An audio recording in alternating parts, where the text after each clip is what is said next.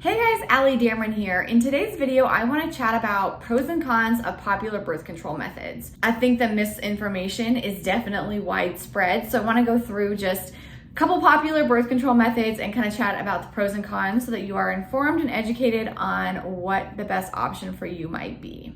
If you haven't hit the subscribe button yet, hit that button to be notified anytime I post new content related to women's health, hormones, or holistic health. Let's first start talking about the pill. So the hormonal birth control pill, basically what it's doing, and a lot of women don't know this, is that it's going in with synthetic hormones, and whether it's a combination or just the progestin only, it's going in with synthetic hormones, either estrogen, synthetic, or a progestin, which actually looks a little bit more like testosterone in our body than it actually looks like progesterone.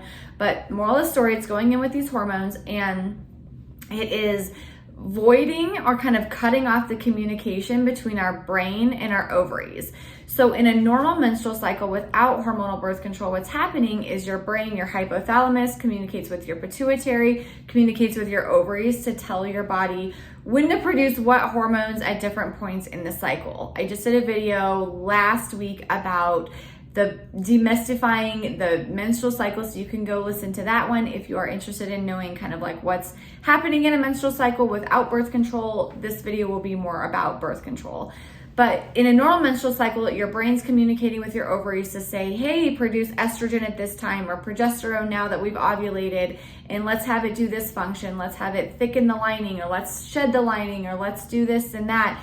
And like I said in the last video, hormones do more for us than just fertility and periods. They also protect our heart health, our bone health, our brain health, our gut health, our metabolic health, a bunch of different things. So it's not just all about periods. It really does do a whole bunch of other things for us, and our period without birth control can be really like a fifth vital sign for us and give us a good report card into our overall health.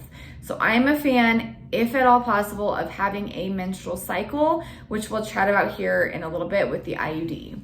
So when the pill comes in, your body's like, okay, well, we're getting these synthetic hormones from another source. We really don't need to have a cycle. And so it pretty much just delays and stops your ovulation completely. Now, again, when we stop ovulation, that means we are not getting progesterone, which helps us regulate the stress response better, helps keep us calmer, helps to raise our metabolic health. It really is a miracle, amazing hormone for us that we lose when we go through kind of like the end stages of perimenopause into menopause. And so there's a lot of people out there that think that we should really capitalize on our time that we get progesterone for the few decades that we do of our life. But when we're on the pill, we are exposed to no progesterone naturally. Like I said, progestin is not the same as progesterone chemically in our body. Some benefits of the pill obviously are to keep a consistent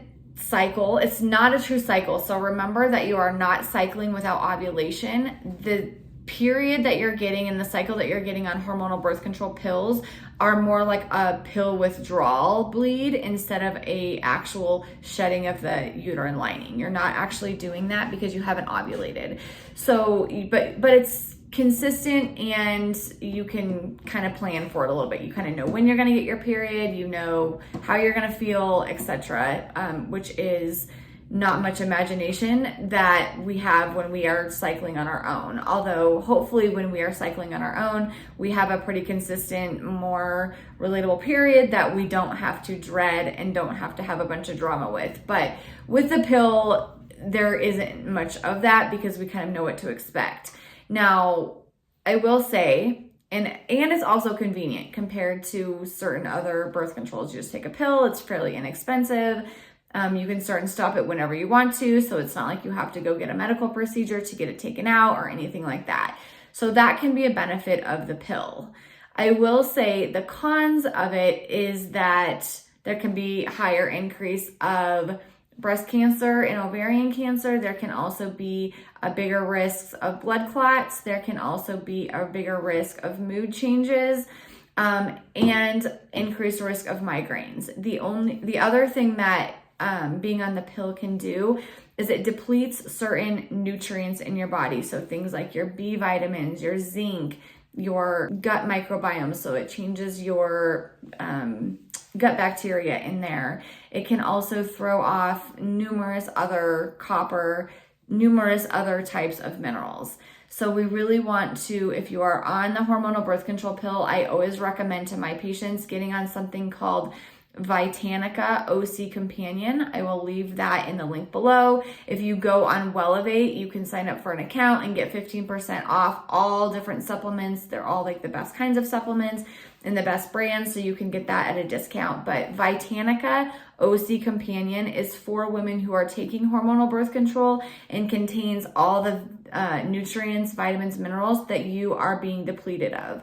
So I highly recommend doing that if you are taking hormonal birth control. There are also lots of different types of hormonal birth control, and so I think talking to your midwife or OBGYN is a really great resource in determining which one, depending on the reasons that you are going on it. There are low dose, there are combination, there are progestin only ones, and I think that the decision of which one you go on is highly variant depending on the symptoms you're feeling, which again, you guys, if you're feeling symptoms of your period and you're trying to get rid of them, please try a natural approach first.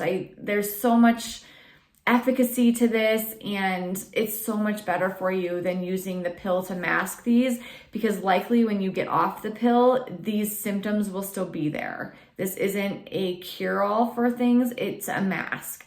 So in my heart, because I care about all of you, I'm a big fan of that. With that said, I know there are women who just cannot stand how they feel, and it's so severe that this can be an option. So absolutely no judgment or shame. I just want to get the information out there to all of you.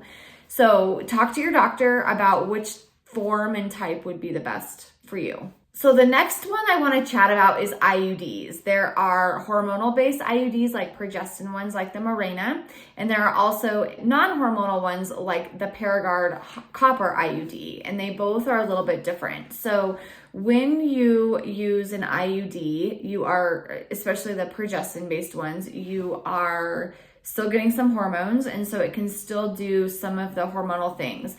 What's different with the IUD is that a lot of women after about a year actually do start cycling again. So this is where this shines a little bit better than the hormonal birth control without a cycle, is that you are being exposed to some of those hormones.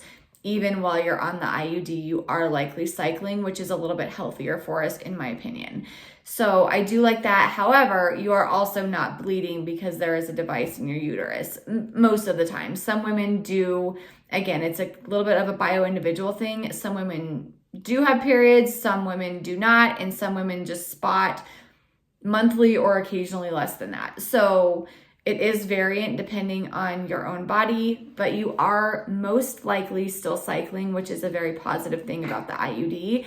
It's also obviously very convenient. You just go in every 5 to 7 years, get one inserted, and most women don't ever have to think about it. You don't have to remember to take a pill every single day at the same time or anything like that. It's a pretty convenient, very effective form of birth control as well. And then let's chat real quick about the non-hormonal types of birth controls like diaphragms and condoms, the fertility awareness method, things like that.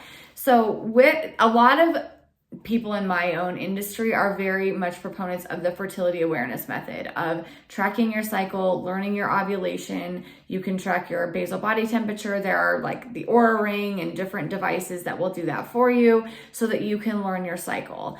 It is very effective if you do it correctly. It obviously takes a little bit of a learning curve to learn fertility awareness method and some paying attention to it versus the IUD. You don't have to pay attention. It is what it is, and you never have to think about it. So I do think fertility awareness method is amazing. It's obviously very natural and holistic. You're still getting a period. You're still cycling. It can be effective at preventing pregnancy, but I think that there can obviously be a lot more human error in this too. So I think you have to take your own sort of personality with it and how diligent of a person you are. And again, no shame or judgment here. and decide if that is something that you are up for and willing to do. If you are, fantastic. It is great. And I know lots and lots of people who do it successfully. If you are not willing to do it and you think that you're probably not going to pay attention super well, things like that may not be the best method for you for pregnancy prevention. In terms of obviously condoms and diaphragms and things like that, those are also non-hormonal, can be very highly effective at birth control, but again, more human error is associated and more prepping, thinking about it, the mental load, things like that. So I think that, this is each woman's own right and decision to decide for herself. There are pros and cons of each one. I think that really just sitting down with yourself and kind of determining your own comfort level with things, age, partnership, all of that stuff can be important. Obviously, with condoms, they do more than just pregnancy prevention. They help keep you sexually healthy as well. If you have multiple partners, things like that. So there's also that benefit to condoms as well. And so I think it's just a very individual thing that, you and your provider need to sit down and discuss. But I do think that there is a lack of communication about the risks and understanding what it's actually doing. With the birth control pill specifically, there also is an increased risk as we age. So different types of birth control have different sort of like risks and age factors to this, but in general, around age 45, women should consider coming off of the pill due to an increased risk of breast cancer and blood clotting disorders as well.